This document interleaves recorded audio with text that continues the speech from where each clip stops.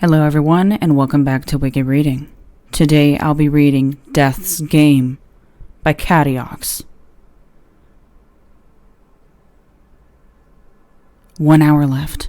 That's how long I have left before I die. If I had known the stakes were this high, I would never have played. But now it's too late. I'm almost out of time.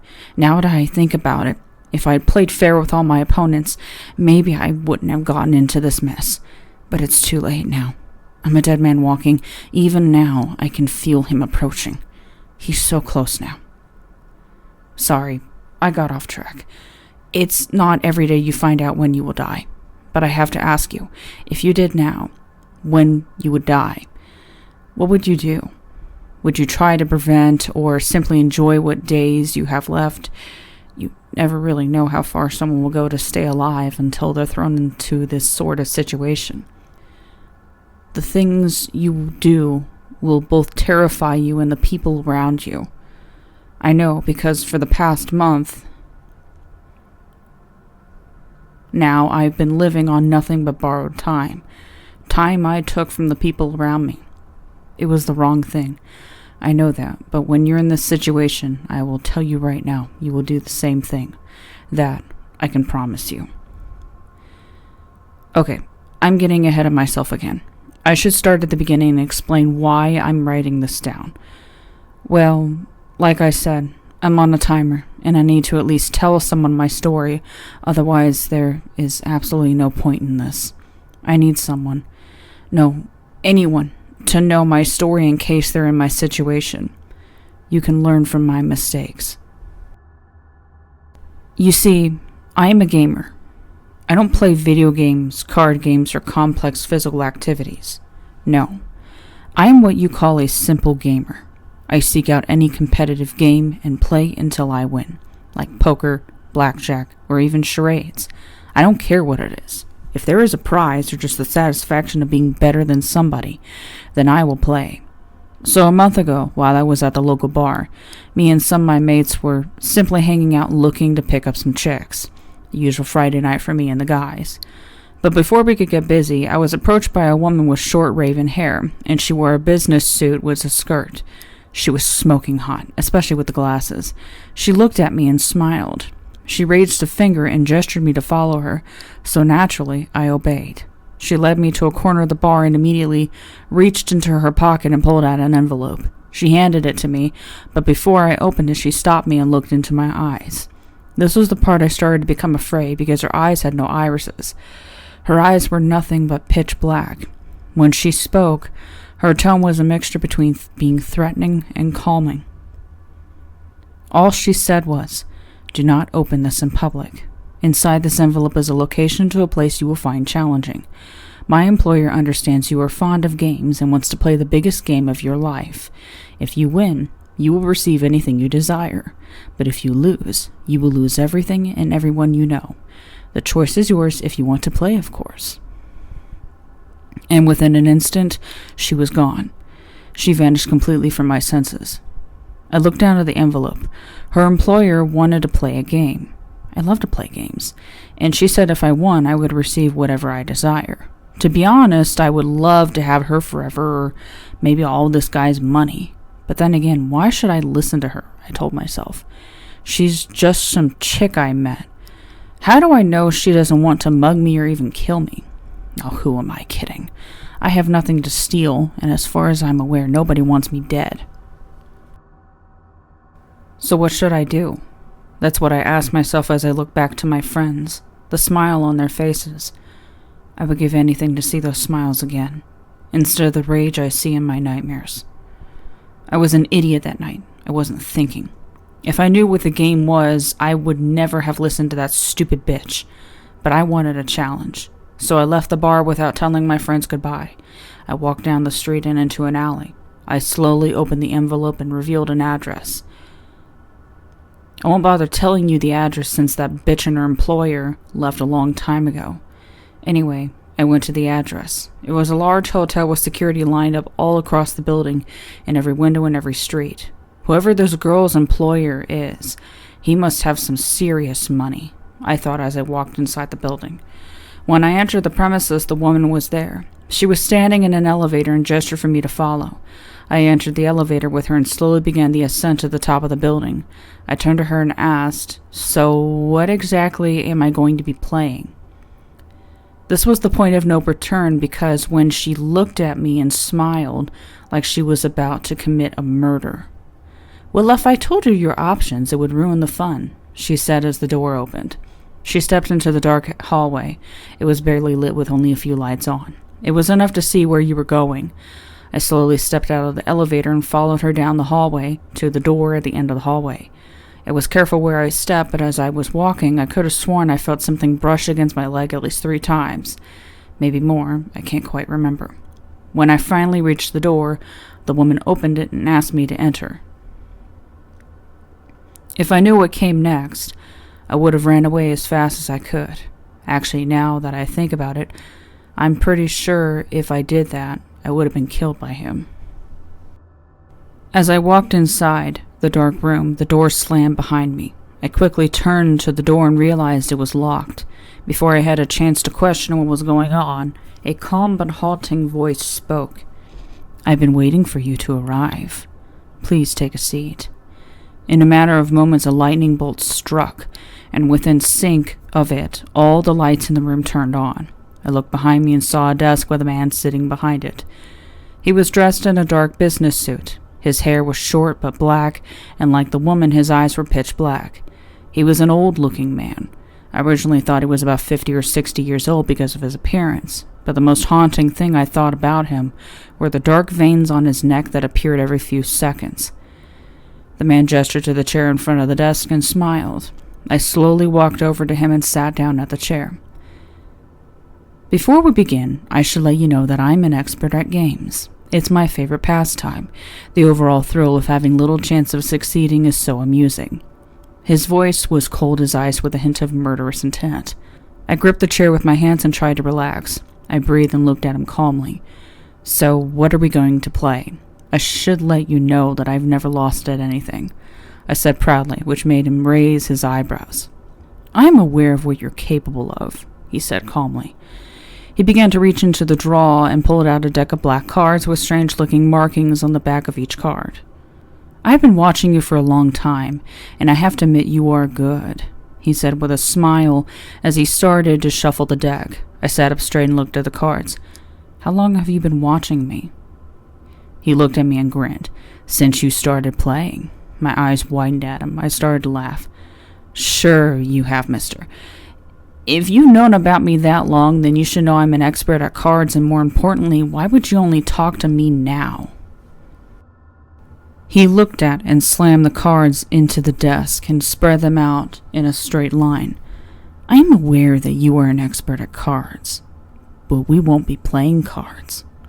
This caught my interest as he slowly picked up one card and showed it to me. It had a picture of a chessboard and what appeared to be chess pieces with skulls on them.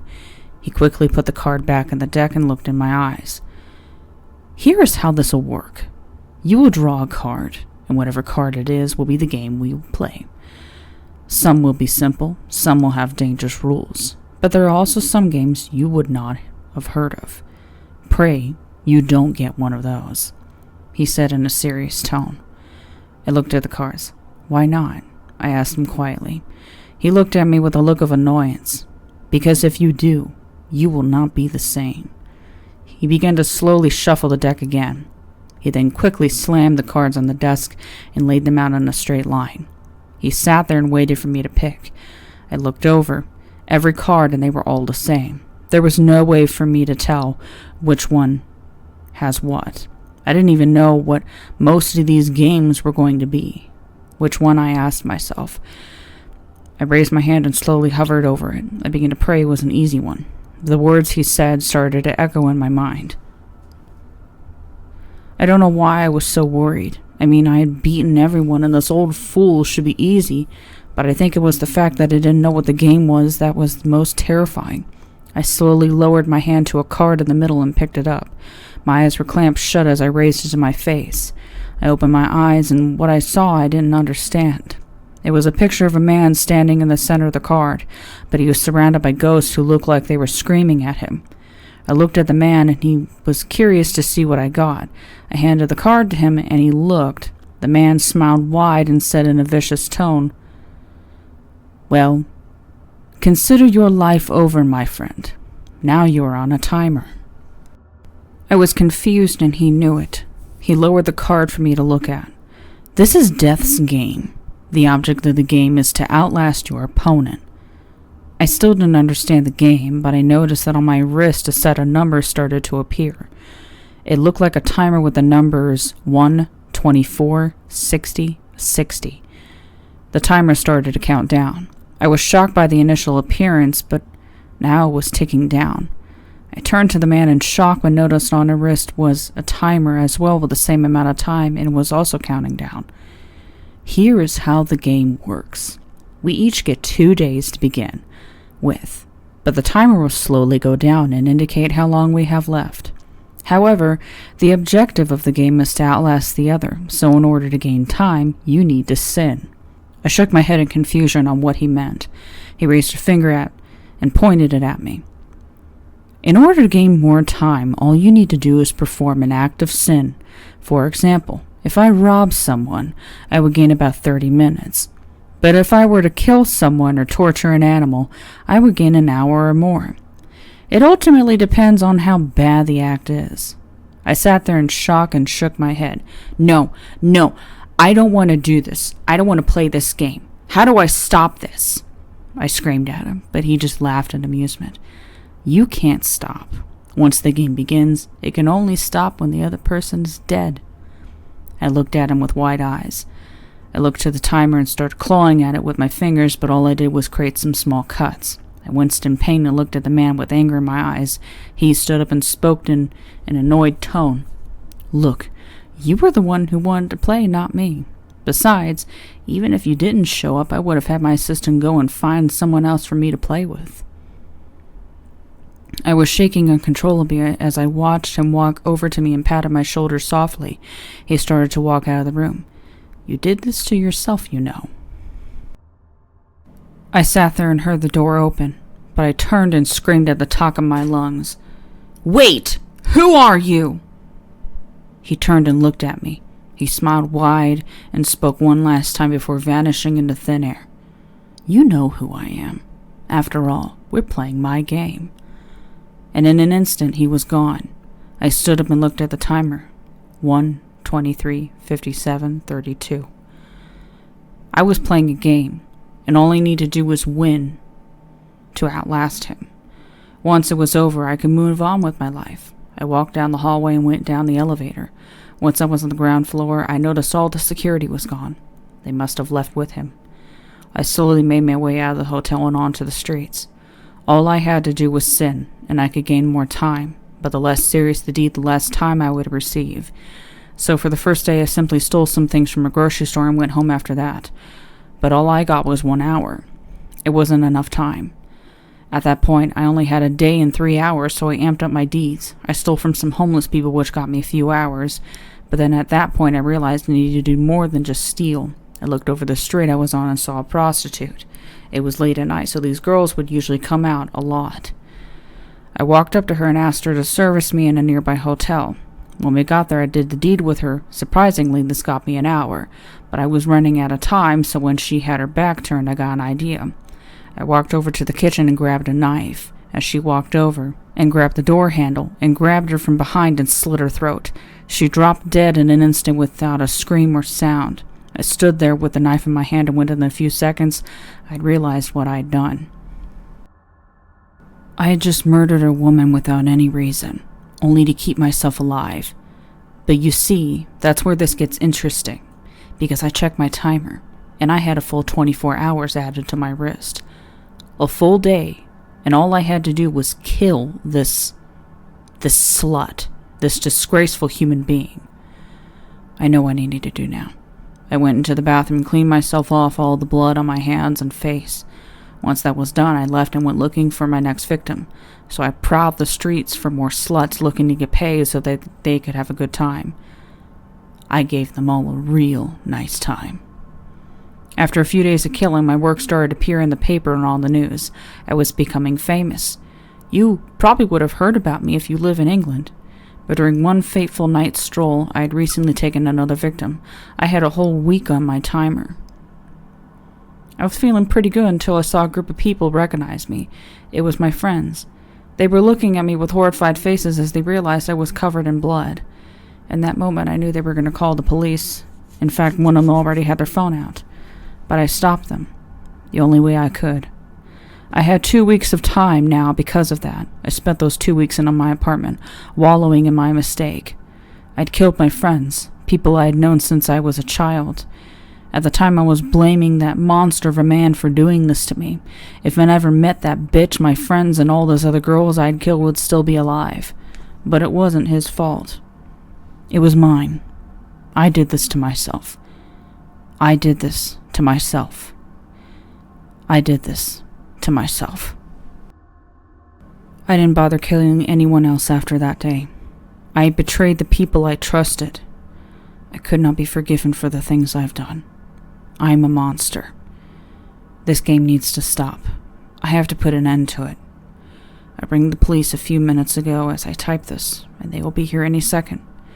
So as I sit here waiting for the pigs to show up, I'm going to give you some advice. If you're ever approached by someone who promises you anything if you win a game against their employer, make sure you check their eyes. Well, that's all I really have to say now. Oh, excuse me. For a second, somebody is at the door.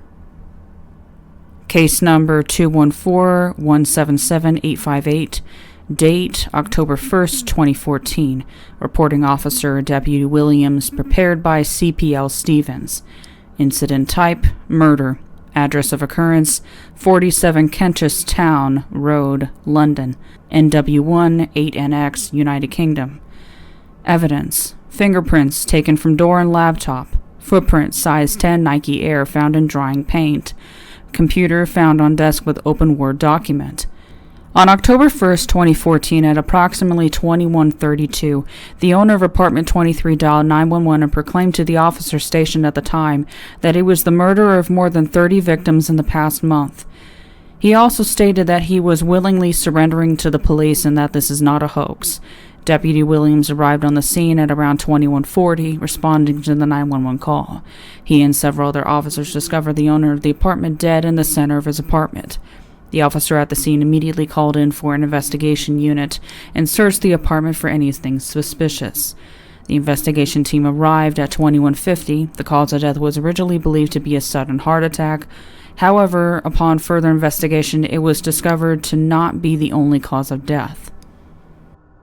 The man's bones were completely crushed and all of his muscles were torn apart. At this current time, there is no physical evidence on what or who caused these injuries. Strangely, the body of the deceased was discovered with both his eyes pitch black and the veins on his body to have turned a dark shade of black. At this time, the investigation team has no answer for how this happened. There was no evidence to suggest a break-in or that another individual was at the scene. However, it has been noticed that the deceased man's laptop was found with an open document with only a single sentence written. "You did this to yourself, you know."